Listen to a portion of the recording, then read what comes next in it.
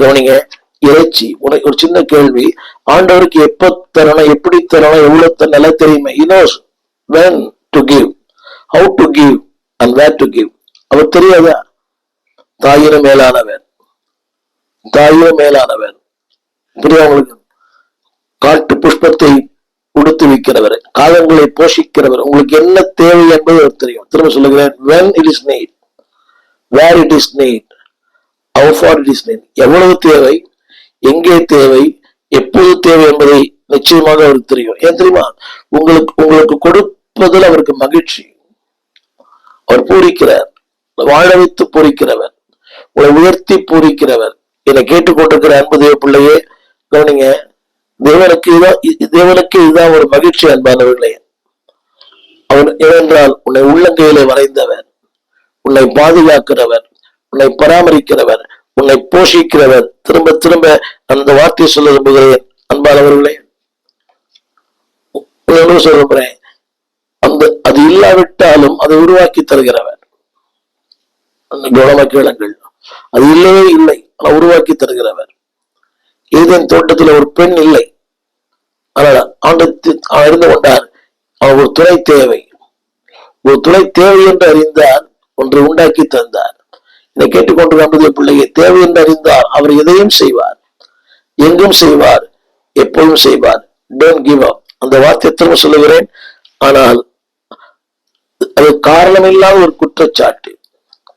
நீங்கள் புலம்ப வேண்டாம். திரும்ப சொல்லுகிறேன், உங்களுக்கு தேவை என்று அறிந்தால் அவர் தேடி வந்து தருவார். 10ஆம் சங்கீதம் 3ஆம் வசனம். இந்த வசனம் சொல்லுகிறது, துன்மார்க்கன் தன் உள்ளம் இச்சித்ததை பெற்றுகிறான். துன்மார்க்கனுக்கு அந்த உள்ளம் இச்சிப்பது பெற்றுக் கொள்வான். ஆனால் பெருமை பாராட்டி பொருளை அபகரித்து தன்னைத்தான் போற்றி கர்த்தரை அசட்டை பண்ணுகிறான். இந்த வார்த்தை சற்று இரண்டாக கவனிக்காம கேட்கிறேன். கவனிங்க, உங்களுக்கு தேவை என்று அறிந்தால் நிச்சயம் தெரி தருவார். ஆனா இந்த மன்னன்கே துன்மார்க்கன் தன் உள்ளம் இச்சித்ததை பெற்றதினால், கவனிங்கள், தன் உள்ளம் அந்த ஒரு இச்சையே துன்மார்க்கத்திற்கு அடையாளம். அதாவது அந்த தேவை அப்பதான் வேணும், அதான் வேணும், அது இல்லை. அந்த உள்ளம் இச்சிக்கிற ஒன்றே, அது தேவையற்ற ஒன்றை இச்சிக்கிறானோ அவனுக்கு பேர் துன்மார்க்கன். அந்த வார்த்தை சொல்லுகிறது, அது கிடைக்கும், ஆனா பெருமை பாராட்டுவான். அடுத்த வார்த்தை, தன்னைத்தானே போற்றி கர்த்தரை அசட்டை பண்ணுகிறான். அதுதான் இங்க தேவன் தரும்போது அவரை துதிப்பார்கள். இன்னைக்கு நிறைய பேர் பார்க்கிறேன், தன்னைத்தானே போற்றி, நான் சம்பாதிச்சேன், நான் உழைச்சேன், நான் கஷ்டப்பட்டேன், உனக்கு என்ன பங்கு, அதெல்லாம் ஜபம்லாம் இல்லை அப்படின்னு எல்லாருமே சொல்றாங்க.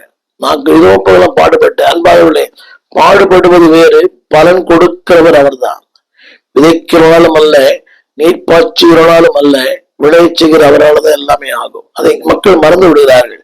அதில் எழுதப்பட்டிருக்கிறது, கவனிங்க, பொருளை பெற்றதினால். நிறைய பேர் பொருளை பெற்ற துதிக்கிற மக்கள் கொஞ்சம் பேர், பொருளை பெற்றதினாலே கர்த்தரை அசட்டை பண்ணுகிற மக்கள் அதிகமா. நிறைய பேர் அந்த பணம் வந்த உடனே சபையும் தெரியல, பாஸ்டரும் தெரியல, ஊழியரும் தெரியல, ஆண்டவரும் தெரியல. அது உள்ள வரும்போது ஒரு பெரிய பெருமையின் ஆவி. ஒரு காலத்துல அவருக்கு சைக்கிள் கூட இல்லை, இன்னைக்கு ஏதோ ஒரு வாகனம் வாங்கியிருக்கிறார். அவர் சொல்றாரு, இன்னைக்கு இந்த வாகனம் நிறுத்த எனக்கு இடம் இல்லை, அதனாலதான் இன்னொரு சபைக்கு நான் போறேன். வாகனம் நிறுத்த இடம் இருக்கிற சபையாய் தேடி போகிறார். ஜெபித்தவர் இவர், அழுதவர் இவர், கணர் விட்டது ஊழியக்காரை. இன்னைக்கு வசதி வந்த உடனே வாகனம் நிறுத்துகிற ஒரு சபையை நோக்கி போகிறார். கவனிகள், அவனுக்கு பேர் துன்மார்க்கன். நீ ஏற்றுக்கொண்டாலும் ஏற்றுக்கொள்ளாவிட்டாலும் வசனம் போட்டிருக்குது, தன் உள்ளம் இச்சித்ததை பெற்றதினால். கவனிங்க, அதனால ஆண்டர் கொடுத்தான்னு சொல்ல முடியும். ஆண்டர் கொடுத்தா துதிப்பான். ஆண்டர் கொடுத்தா துதிப்பான். பிசாசு கொடுத்தா அவன் தேவன் அசட்டை பண்ணுவான். வசனம் போட்டது, அவன் பெருமை பாராட்டி. இதை கேட்டுக்கொண்டு பிள்ளையே, பெருமை பாராட்டு ஒன்றுமே இல்லை. எல்லாம் அவர் தந்தது. இந்த வாழ்வு அவர் தந்தது, இந்த மேன்மை அவர் தந்தது, இந்த வசதி அவர் தந்தது, இந்த உயர்வு அவர் தந்தது, இந்த அறிவு அவர் தந்தது, இந்த வரங்கள் அவர் தந்தது. மேன்மை பாராட்டி. அடுத்த வார்த்தை, பொருளை அபகரித்து தன்னைத்தானே கத்தை அசட்டை பண்ணுகிறார். இந்த வாழ்க்கை, அன்பானவர்களே, இது தேவன் விரும்பாத ஒரு வாழ்க்கை. ஒரு நாளுக்கு இந்த செய்தியை நான் தொடர்ந்து பேசுகிறேன். ஆனால் அதற்கு முன்பாக ஒரு 4 குறிப்புகளை உங்களுக்கு நான் சொல்லி இந்த செய்தியை தொடர்ந்து கேளுங்கள். இந்த செய்தியை 3ஆக நான் பிரிக்க விரும்புகிறேன். Number 1, the complaining about the bread. சாப்பாடு சாப்பாடு சாப்பாடு சாப்பாடு. இது நியமன் காலத்தில் வந்தது. முறுமுறுத்தார்கள். நாங்கள் சாப்பாடு விலைக்கு வாங்கினோம், பணம். இரண்டாவதாக கம்ப்ளைண்ட் about the bread. இரண்டாவதாக கம்ப்ளைண்ட் about the burden. தங்கள் பாரத்தை குறித்த ஒரு குற்றச்சாட்டு. அன்பார்களே, ஒரு பாரம் சுமக்கிறவர் அவர் சொன்னார், வருத்தப்பட்டு பாரம் சுமக்கிறவர்களே, நீ எல்லாரும் இடத்துல வாருங்கள், நான் உங்களுக்கு இளைப்பால் தருவேன். இந்த 10ஆம் வசனத்திலிருந்து 25ஆம் வசனம் வரைக்கும், என்னாகமம் 10-25 வரைக்கும் ஆல்வேஸ் கம்ப்ளைண்ட் தி பர்டன். அப்படி இருந்தோம், இப்படி இந்த பாரம் அந்த பாரம். அன்பார்களே, உங்கள் நாவலை சொல் புறமாவதற்கு முன்னமே உங்கள் தேவை அறிந்த கர்த்தர் அவர். He knows your burden. உடைய குடும்ப பாரம், உடைய பொருளாதார பாரம், உடைய வாழ்வின் பாரம். ஏனென்றால் அவருக்கு மனிதனுக்கு மொழி தெரியும், அவருக்கு உணர்ச்சிகளே தெரியும். He knows your burden. எனவேதான் திருமறை சொல்கிறது, அவர் உங்களை விசாரிக்கிறவர் ஆனபடியினால். உங்களை விசாரிக்கிற ஒரு தெய்வம் அவர். எனவே உன் கவலை எல்லாம். 3வது, கம்ப்ளைனிங் அபவுட் தி பிளெஸிங். அந்த ஆசீர்வாதத்தை கூட குறை சொல்லுகிற மக்கள். இந்த ஆசீர்வாதத்தை நீங்க பார்க்கலாம். 11ஆம் அதிகாரம் 32ஆம் வசனம். அதாவது பகல் முழுவதும், ரா முழுவதும், மறுநாள் முழுவதும். பாருங்கள், பகல் முழுவதும், ரா முழுவதும், மறுநாள் முழுவதும் காளைகளை சேர்த்தார்கள், குவித்து வைத்தார்கள், பாளையத்தை சுற்றிலும் குவித்து வைத்தார்கள். ஆனா அப்போ கூட கம்ப்ளைனிங் காட். அதாவது அந்த வார்த்தை சொல்லுகிறது, கர்த்தருடைய கோபம் அவளுக்குள்ளே மூண்டது. நல்லா கவனிக்கணும், அங்கே அவர்கள் முறுமுறுத்தார் என்ற வார்த்தை இல்லை. நன்றி சொல்லி இருந்தால் கர்த்தருடைய கோபம் அவளை தொட்டிருக்காது. நல்லா கவனிக்க மாட்டோம். அதன் மத்தியில் அவன் சொன்ன பத்தியெல்லாம் இச்சித்ததை பெற்றார்கள், பொருளை பெற்றார்கள், தன்னைத்தான் போற்றி கர்த்தரை துதிக்க மறந்தார்கள். அதுதான் நடந்தது. அந்த வார்த்தை, அவர்கள் இறைச்சியை மென்று தின்னும் முன்னமே பெற்றார்கள். ஆனால் அடுத்த வார்த்தை சொல்லப்பட்டிருக்கிறது, அவர்கள் கர்த்தருடைய கோபம் மூண்டது, மகாவாதியினாலே அவர்களை அங்கே கர்த்தர் வாதித்தார். உங்களுக்கு புரிய நினைக்கிறேன். ஆசீர்வாதங்கள் தான். ஆனா அந்த ஆசீர்வாதத்துல கூட அது கிராட்டிடியூட், கர்த்தரை துதிக்க வேண்டும் என்கிற அந்த எண்ணம் இல்லை. என்னை கேட்டுக்கொண்டிருக்கிற அன்பான தேவ பிள்ளையே, திரும்ப சொல்லுகிறேன், ஜபங்களுக்கு பதில் இல்லை, வாழ்க்கை இல்லை, வசதி இல்லை, மேன்மை இல்லை, நிறைய சொல்லலாம். You can complain many things. ஜபங்களுக்கு பதில் இல்லையா, நன்றி சொல்லுங்கள். வியாதியா, நன்றி சொல்லுங்கள். எல்லாருக்கும் அது இருக்கிறது. பிரசவம் எனக்கும் அது இருக்கிறது. ஒவ்வொரு நாளும் பல பலவீனங்கள், எத்தனையோ முயற்சிகள், அதற்கான காரியங்கள் செய்தாலும் சில பலவீனங்கள் அப்படித்தான் இருக்கிறது, மாறவே இல்லை. ஆனாலும் எதை செய்ய அழைக்கப்பட்டோமோ அதை தொடர்ந்து செய்கிறேன். 106ஆம் சங்கீதம் 15ஆம் வசனம். இதைத்தான் அந்த வார்த்தை போட்டிருக்கிறது. 22 கூட, தங்கள் இரட்சகரான தேவனை மறந்தார்கள். அற்புதங்கள் தான் என்று சொல்லாத நிறைய பேர், நான் இதை செய்தாலே செய்வேன், அற்புதங்களை பெற்றார்கள். ஆனால் 15ஆம் வசனம், 106:15, அவர்கள் கேட்டதை அவர்களுக்கு கொடுத்தார். அவர் கேட்டதை அவர் கொடுத்தார். 106:11, 162, இரட்சகரான தேவனை மறந்தார். ஆரம்பத்தில் சொன்னேன், லிட்டில் ஃபெய்த், லிட்டில் கிராட்டிடியூட். இதை கேட்டுக்கொண்டிருக்கிற அன்பு தேவ பிள்ளைகளே, ஆண்டவரை துதிக்க மறக்காதிருங்கள். இந்த வார்த்தை படிக்கிற, கேட்டதை கொடுத்தார். 22, தங்கள் இரட்சகரான தேவனை மறந்தார்கள். இது எப்படி வெடிக்கல? கேட்டதை கொடுத்தார். ஒரு நன்றி. இன்னைக்கு உலகத்தில் அப்படித்தான். தேவன் வாழ்க்கை தந்தார், வசதியை தந்தார், மேன்மை தந்தார், பணத்தை தந்தார், சுகம் தந்தார். they forget everything. இரட்சகரை மறந்து போனார்கள். 15ஆம் வசனத்துல அந்த வார்த்தை எப்படி இருக்கிறது?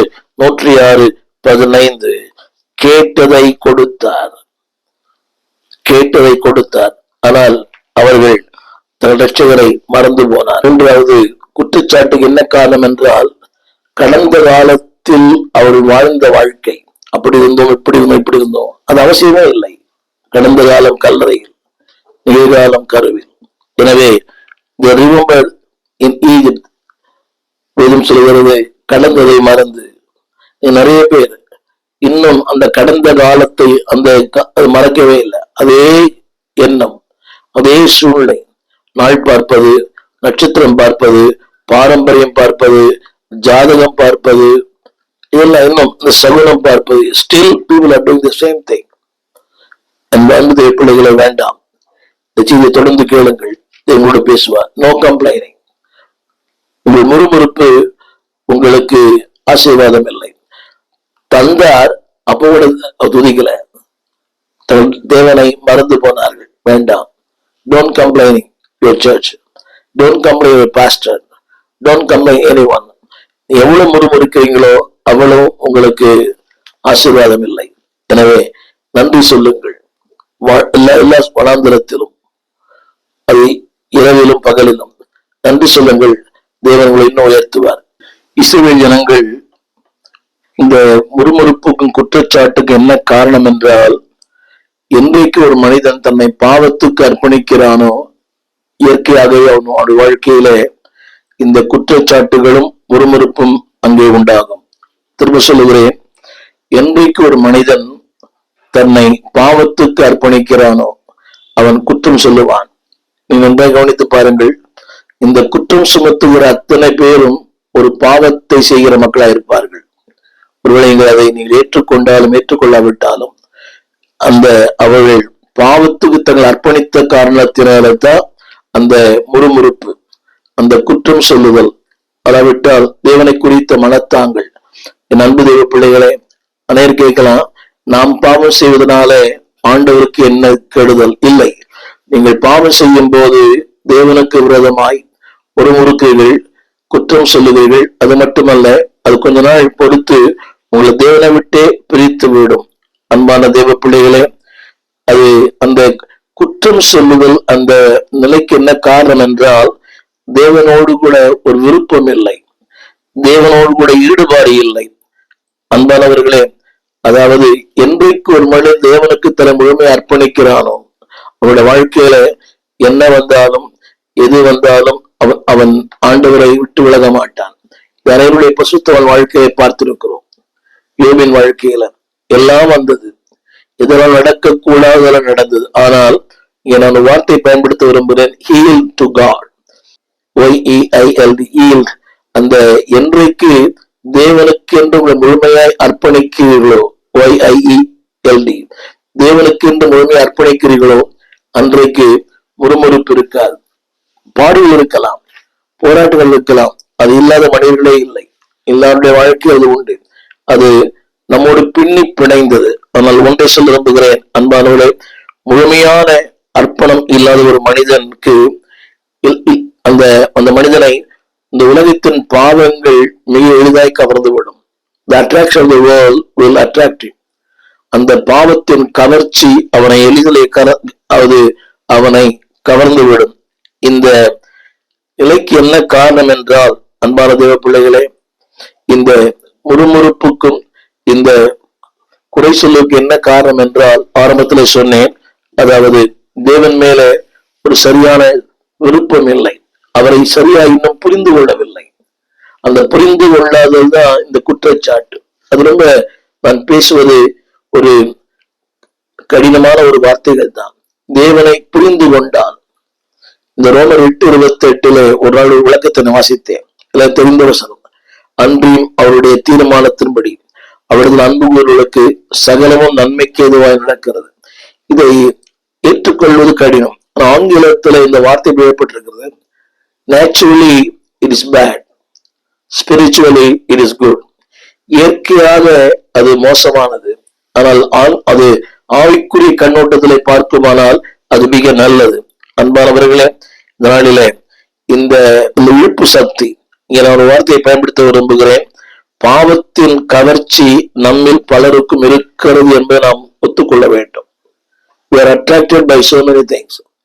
நிறம், பணம், சூழ்நிலை, அந்தஸ்து இவையெல்லாம் நம்மை கவர்ச்சிக்கிறது. இதற்கு உதாரணமாக ஆதியாகமத்து புஸ்தகம் 3ஆம் அதிகாரம் 5ஆம் வசனத்தை வாசிக்கிறேன். அப்பொழுது தேவனோடு உறவாடினவர்கள், தேவனோடு நடந்தவர்கள், தேவ சத்தத்தை கேட்டவர்கள், தேவனை முகமுகமாய் சந்தித்தவர்கள். அந்த வார்த்தை சொல்கிறது, ஸ்திரீயானவள் அந்த விருட்சம் புசிப்புக்கு நல்லது, இது அறிவு சார்ந்தது. இரண்டாவது, பார்வைக்கு இன்பமானது, கவர்ச்சி, புத்தியை தெளிவிப்பது, இச்சிக்கப்படத்தக்க. எந்த நாள்ல சொன்னேன் ஆரம்பத்துல, அதாவது இந்த உலகத்தின் பல காரியங்கள் நம்ம அப்படியே அட்ராக்ட் பண்ணது. எல்லாருமே ஏதோ ஒன்று வயதுக்கு ஏற்றாறு மாதிரி, சிலருக்கு ஆதாரமா இருக்கலாம், சிலருக்கு பணமா இருக்கலாம், சிலருக்கு ஏதோ ஒரு தொழிலா இருக்கலாம், இல்லாட்ட விளையாட்டா இருக்கலாம், இந்த யூடியூபா இருக்கலாம், பேஸ்புக்கா இருக்கலாம். they are attracted by something. கவனிங்க, அதனாலதான் ஏதோ ஒரு அட்ராக்ஷன், அதற்கு அதை நிறைவேற்றுவதற்காகத்தான் கடன் வாங்குறாங்க. 50,000 ரூபாய் கொடுத்து ஒரு போன் வாங்குறாரு. Is attracted by something. வஸ்துக்கள் அடிப்படை தேவை இல்லை, பிள்ளைகளுக்கு ஃபீஸ் கட்ட முடியல, ஆனால் 50,000. அந்த இங்கே ஒரு 3 வார்த்தைகளை பயன்படுத்த விரும்புகிறேன்.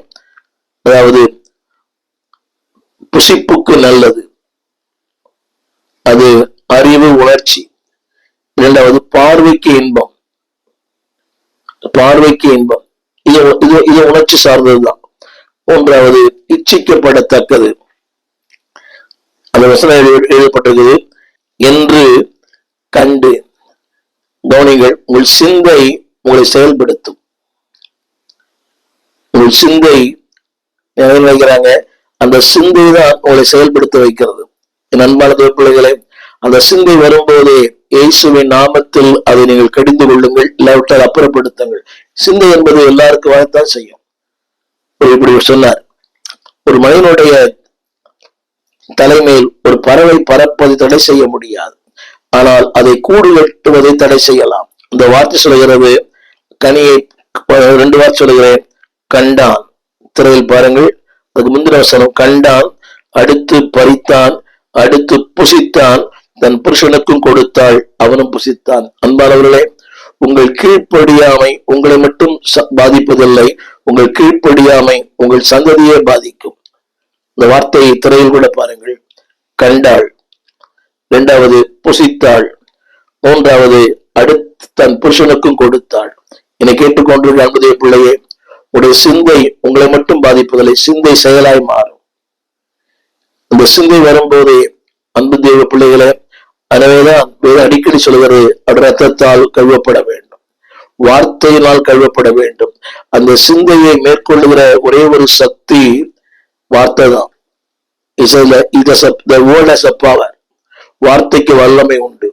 அந்த வார்த்தை தான் சிந்தையை மேற்கொள்ளும். எனவேதான் அடிக்கடி சொல்கிறோம், வார்த்தையை படியுங்கள், வசனத்தை படியுங்கள், வசனத்தை தியானம் பண்ணுங்கள், வசனத்தோடு கூட ஒன்றித்து வாழுங்கள். இன்னைக்கு நிறைய பேருக்கு அது பிரியமே இல்லை.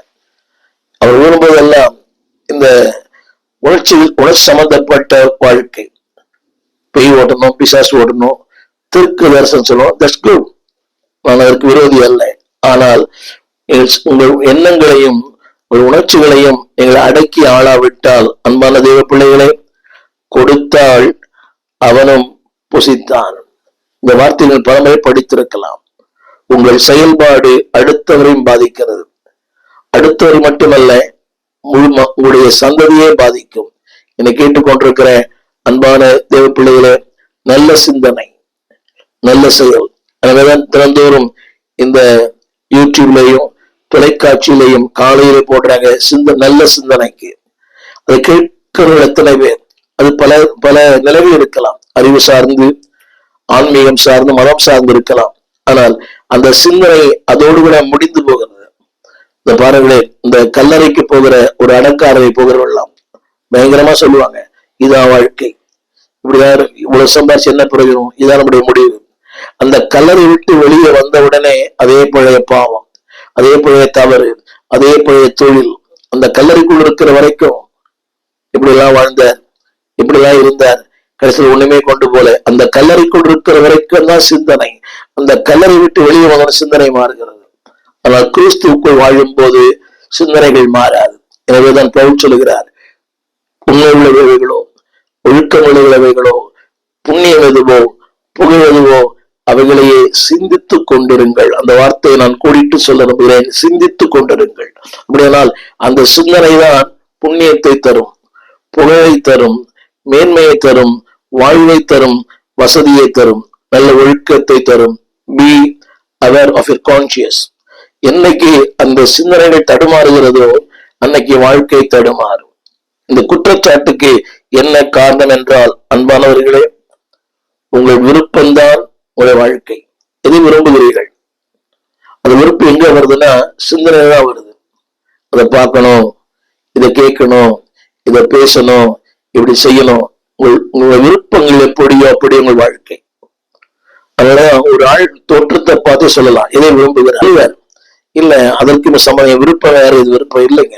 உங்கள் உடை கூட உங்கள் விருப்பத்தை சொல்லும், உங்கள் பார்வை கூட உங்கள் விருப்பத்தை சொல்லும், உங்கள் பேச்சு கூட உங்கள் விருப்பத்தை சொல்லும்.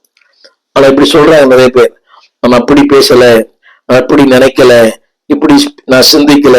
இல்லை, உங்கள் சிந்தனை தான் உங்களுடைய வாழ்க்கை. எனவேதான் திரும்ப திரும்ப திரும்ப திரும்ப நான் சொல்ல விரும்புகிறேன். அதுக்கு பல காரணங்களை சொல்லலாம். அதுக்கு பல காரணங்கள். உங்களுடைய சொந்த கருத்துக்கள், இன்னைக்கு நிறைய பேர் சொந்த கருத்துக்களைத்தான் தங்கள் தவறுகளுக்கு பயன்படுத்துகிறார்கள். தவறு செய்து விட்டார், வீழ்ச்சி அடைந்து விட்டார், ஆனா அதற்கு ஒரு சொந்த காரணத்தை கற்பிக்கிறார். ஒருவர் சொல்ல, பொய் சொல்ற இடத்துல ஏன்டா நீ பொய் சொல்லணும்னு கேட்டா அதுக்காக பொய் சொல்லுவான். ஒரு நபரை பார்த்தேன், அவருடைய வாழ்க்கையில விழுந்து போனார்.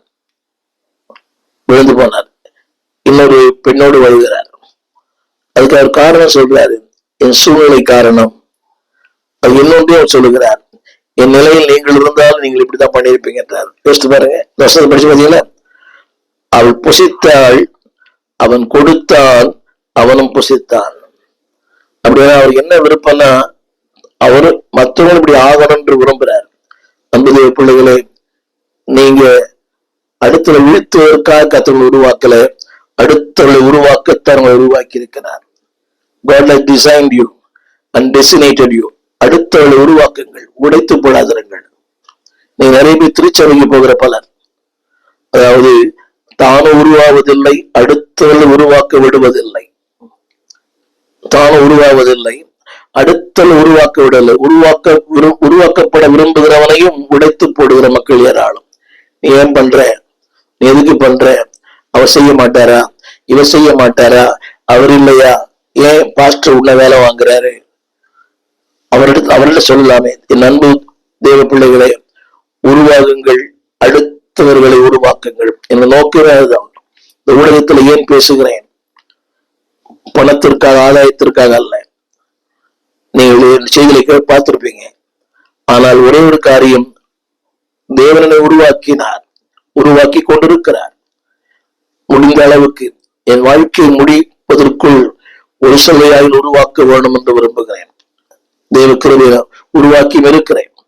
அதற்கு இன்றைக்கு தமிழகத்தில் இருக்கிற என்னுடைய என்னால் வளர்க்கப்பட்டவர்கள் சொல்லுவார்கள். ஒருவேளை அதை அவங்க வெளியே சொல்ல மாட்டாங்க, உள்மன சொல்லும். எனக்கு என்ன பிரச்சனைனா, அதாவது யாரையும் மேற்கோள் காட்டுவதில்லை. இவரால் நான் உருவாக்கப்பட்டேன் சொல்லுவதில்லை. இன்றைக்கு என்னுடைய போதகருடைய, அவர் கர்த்தருக்குள் மரித்தார். அவருடைய 101வது பிறந்த நாள். பாஸ்டர் என்.டி. ஜோசப். அவர் நினைக்கிறேன் 16 ஆண்டுகள் அவரோட நான் பயணித்திருக்கிறேன். கவனிங்கள், நான் உருவாவதற்கு அவர் ஒரு காரணம். ஏமாற்றங்கள் இருந்தது, வேதனை இருந்தது, கண்ணீர் இருந்தது, துக்கம் இருந்தது, அவமானங்கள் இருந்தது, நிந்தைகள் இருந்தது. ஆனால் அவைகள் மத்தியில தேவன் என்னை உருவாக்கினார். என்னை கேட்டுக்கொண்டிருக்கிற அன்பு தேவ பிள்ளைகளே, திரும்ப சொல்லுகிறேன், எண்ணங்களின் சிந்தைதான் உங்களுடைய சரீரத்தினுடைய, அதாவது அது பிரித்து விடுகிறது. அப்படி சொன்னாலும் புரியும். உங்கள் எண்ணங்கள் உங்கள் சரீரத்தை பாதிக்கிறது, உங்கள் எண்ணங்கள் உங்கள் செயலை பாதிக்கிறது. இப்படி இருக்கணும், இப்படி இருக்கணும். எல்லாருக்குமே தெரியும், தப்பு பண்ற எல்லாருக்குமே தெரியும். திருடுகிறவர்களுக்கு தெரியும் அது தவறு. விபச்சார தொழில் பண்ணுகிறவர்கள் தெரியும். கணவனுக்கு துரோகம் பண்ணுகிற, மனைவிக்கு துரோகம் பண்ணுகிற, பெற்றோருக்கு துரோகம் பண்ணுகிற எல்லாருக்குமே தெரியும். ஆனால் உணர்ச்சிகள் அதை பிரித்து விடுகிறது. என்னை கேட்டுக்கொண்டிருக்கிற அன்பான தெய்வ பிள்ளைகளே, எனவேதான் இந்த வசனத்தை இன்னொரு வசனம் சொல்ல விரும்புகிறேன். 1 சாமுவேல் 2:16. இதுல ஒரு வார்த்தை, இதை நீங்கள் உங்களுடைய பின்னணியை விளக்க விரும்பவில்லை. அதாவது அந்த மனிதன் இப்படி சொல்லுகிறார், நீ கொழுப்பை தகனித்து விட்டு பிற்பாடு மன விருப்பத்தின்படி எடுத்துக்கொள். இது உணர்ச்சிகள் சொல்லுகிறது. நீ கொழுப்பை தகனித்து விட்டு விடட்டும் பிற்பாடு மன விருப்பத்தின்படி. இப்படி சொல்றாங்க. சும்மா நான் பேசத்தான் செய்வேன், சும்மா பாக்குறேன், சும்மாதான் எல்லாமே. கவனிங்கள், பிற்பாடு. அடுத்த வார்த்தை அது.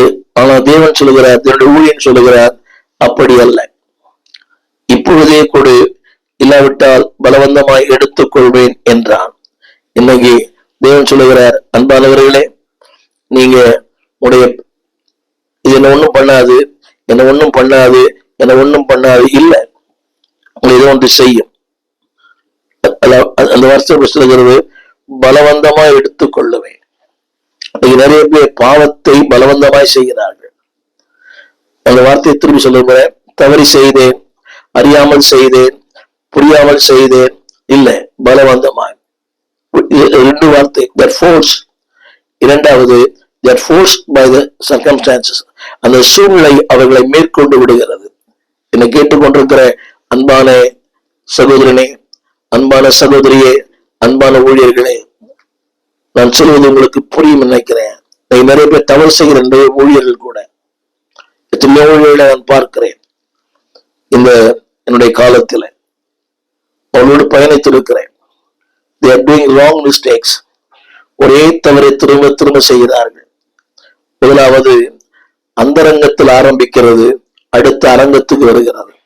முதல்ல காணக்கூடாத ஒன்று இப்ப காணப்படுகிறது. உங்களுக்கு புரிய நினைக்கிறேன். முதல்ல காண இன்விசிபிள், ஆனா இப்ப விசிபிள். அவன் நினைச்சாங்க இது யாருக்குமே தெரியாது, ஆனால் ஒரு நாள் வரும் எல்லாமே தெரியும்.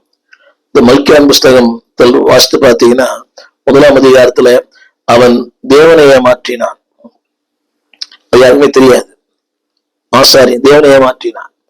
2ஆம் அதிகாரத்துல தன் சொந்த மனைவியை ஏமாற்றினான். ஆதியாமத்துல மந்தையில் கடா இருக்கையில் கெட்டு போனதையும் நசல் கொண்டதையும் கர்த்தருக்கு காணிக்கையாக வைத்தான். அது யாருக்குமே தெரியாது, யாருக்குமே தெரியாது. அதுக்கு ஒரு பெயர் கொடுக்கப்பட்டிருக்கிறது, கபடஸ்தம். ஆனால் 2:14 ஆவியானவர் சொல்லுகிறார், நீ உன் மனைவிக்கு துரோகம் பண்ணினாயே. தேவனை ஏமாற்றினான், போதகரை ஏமாற்றினான், கொடுப்பதில் ஏமாற்றினான், கடைசியாக தன் சொந்த மனைவியை ஏமாற்றுகிறான். 2:14 வாசித்து பாருங்கள். என்னை கேட்டுக்கொண்டிருக்கிற அன்பு தேவ பிள்ளைகளே, இந்த நிலைக்கு என்ன காரணம் என்றால், கவனிங்க, இது ஒரு தேவை. இந்த மக்களுக்கு என்ன தேவை என்றால் சாப்பாடு. அன்பானவர்களே, தேவன் அதை தர வல்லவரா இருக்கிறார், யோவான் சுவிசேஷத்துல இருக்கிறது, அழிந்து போகிற போஜனத்துக்காக அல்ல, அழியாததும் என்னென்றைக்கும் நிலைநிற்கிறதுமான நித்திய ஜீவனுக்காக பிரயாசப்படுங்கள். அழிந்து போகிற ஒரு போஜனத்துக்காக அல்ல. போஜனம் அவசியம்தான், அடிப்படை தேவை. அவருக்கு பசி உண்டாயிற்று, போஜனம் அவசியம். ஆனால் அழிந்து போகிற போஜனத்துக்காக அல்ல, அழியாத வாழ்க்கைக்காக. நீ நிறைய பேர் அந்த சாப்பாட்டுக்காகத்தான் இவ்வளவு அடுத்தவங்களை ஏமாத்துறது, தப்பான வழியில போறது, இந்த கட்ட பஞ்சாயத்து, போலி பத்திரங்கள், நில அபகரிப்பு, எல்லாமே சொத்துக்காக. பெத்த தகப்பனையை கொலை செய்வது, அதாவது தன்னுடைய தகாத வாழ்க்கைக்கு கணவனையே அவனை கொலை செய்வது, இதெல்லாம் எல்லாமே அன்பானவர்களே இந்த ஏதோ ஒரு இச்சைக்காக இங்கே சொல்லப்பட்ட வார்த்தை. அன்பானவர்களே, திரும்ப சொல்லுகிறேன், ஆரம்பத்துல சொன்னேன், don't mix with multitudes, don't mix with ungodly people. என்னுடைய முந்தில செயலை பேசியிருக்கிறேன். முடிந்த அளவுக்கு அன்பான ஒரு மனிதன் தவறு செய்கிறான், அவனா எனக்கு ஒரு நன்மை கிடைக்கிறது, ஆனால் அவர் தவறு செய்யட்டும், நான் நானாவே இருப்பேன். நிறைய பேர் சொல்றாங்க, ஏன் அவருடன் இருக்கிறேன்? இல்ல, அவரா இருக்கிறார், நான் நானா இருக்கிறேன். நானும் அவருடைய போக மாட்டேன், அவர் மாற்ற முடியாது. இல்லை என்பவர்களே, யூ கேன் பி ஈஸிலி என்டைஸ்ட். வெகு சுலபமாய் நீங்கள் கவர்ச்சிக்கப்படுவீர்கள். என் கவர்ச்சி, இங்க நான் சொல்ல வந்த அடுத்த வார்த்தை, இங்கே சொல்லப்பட்ட வார்த்தை அந்த லஸ்ட், அந்த இச்சை, அதுதான் தேவனை குற்றப்படுத்துகிறது. முதல் குறிப்பு சொன்னேன், they complaining about the lack of meat. அதாவது அந்த வார்த்தை lack of meat, இருக்கிறது ஆனால் நிறைவாய் இல்லை. பாருங்கள், இருக்கிறது ஆனால் நீங்கள் எதிர்பார்க்கிற அளவுக்கு இல்லை. வாழ்க்கை இருக்கிறது, வசதி இருக்கிறது, மேன்மை இருக்கிறது, பொருள் இருக்கிறது, ஆனால் நீங்க எதிர்பார்த்த அளவுக்கு இல்லை. அன்பானவர்களே, உங்களுக்கு தேவை என்றால் அவர் தேடி வந்து தருவார். there is a meat. ஆனால் அவர் சொன்னது the lack of meat. என்னை கேட்டுக்கொண்டிருக்கிற அன்பு தேவ பிள்ளையை இன்னொன்று சொல்லுகிறேன். ஆரம்பத்தில் சொன்னேன், when there is a lack of spiritual sense, எங்கே ஆவிக்குரிய அந்த பசி இல்லையோ, அந்த ஆவிக்குரிய உணர்ச்சி இல்லையோ, எனக்கு இதெல்லாம் வரும். குற்றம் சொல்வது வரும், முறுமுறுக்குதல் வரும், அடுத்தவர்களை கேவலமா பேசுவதும். this is a lack of spiritual sense. ஒரு ஆவிக்குரிய அந்த உணர்வு, ஒரு ஆவிக்குரிய உணர்ச்சி, அந்த ஆவிக்குரிய அந்த விவேகம், அது என்னைக்கு அது குறைகிறதோ அன்பான தேவ பிள்ளையே, அது குறைந்துவிடும். இதைத்தான் மத்தேயு சுவிசேஷம் 13ஆம் அதிகாரத்திலே நான் ஏற்கனவே பேசியிருக்கிறேன். அடுத்து உன்னை சொல்ல விரும்புகிறேன். எங்கள் விலாசம் போதகர் ஸ்டீஃபன் தேவகுமார், திறந்த வாசல் சபை, நம்பர் 65, பரமானந்த தெரு, 7 கிணறு, சென்னை 600001. தொடர்புக்கு 9841839287. மேலும் 04443183330. எங்கள் மின்னஞ்சல் stephenopendor@gmail.com. எங்கள் தேவ செய்திகளை யூடியூப் சேனலில் பார்த்து பயனடையுங்கள். தேவன் உங்களை ஆசீர்வதிப்பாராக.